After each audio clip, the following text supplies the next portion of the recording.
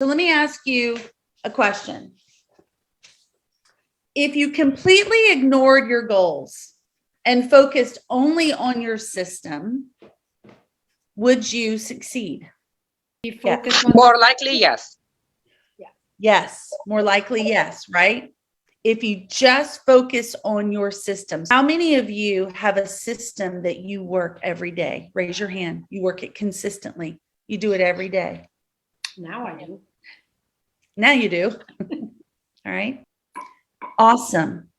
You're on your way.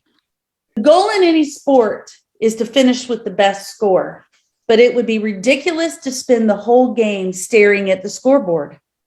The only way to actually win is to get better each day. How much better?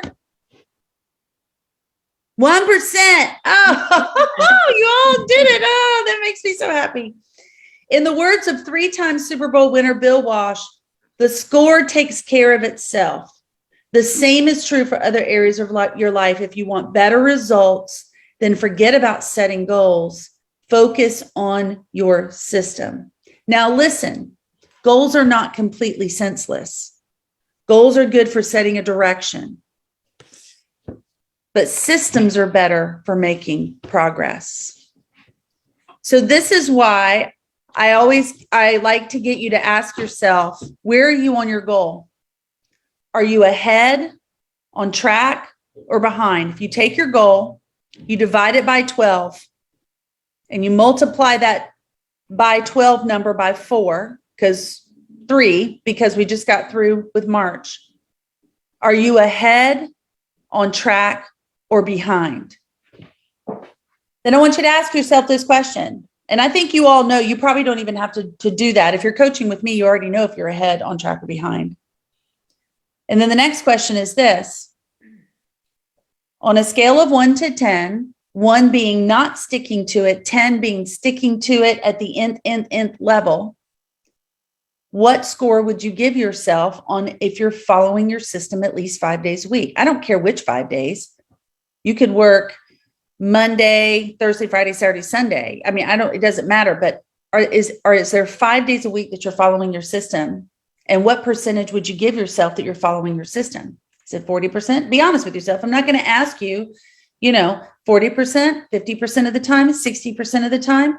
Now I want to ask you, is the percentage of time you spend working on your system, making sure that you're talking to people every day, does that correlate with where you are on your results? So if you're 20% behind, are you giving yourself a 70 to 80% score on your consistency on your business? This is not rocket science. Real estate is the easiest the simplest business out there. It's why everyone gets into it, but then they get into it and they find out it's not what?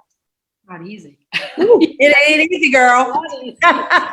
It is not easy. It is not easy because you have to fall in love with the mundane and the boring, and you have to fall in love with the system. And that's really hard for us that have squirrels all over the place. We're squirrel, squirrel, squirrel. We're jumping on all these different things. So make this business easy for you, simple for you. Make it easier. Follow a system. Write this down. Write this down. Write this down. I'm going to give you some gold. I've said it before. Let go of the results. Let go of the results.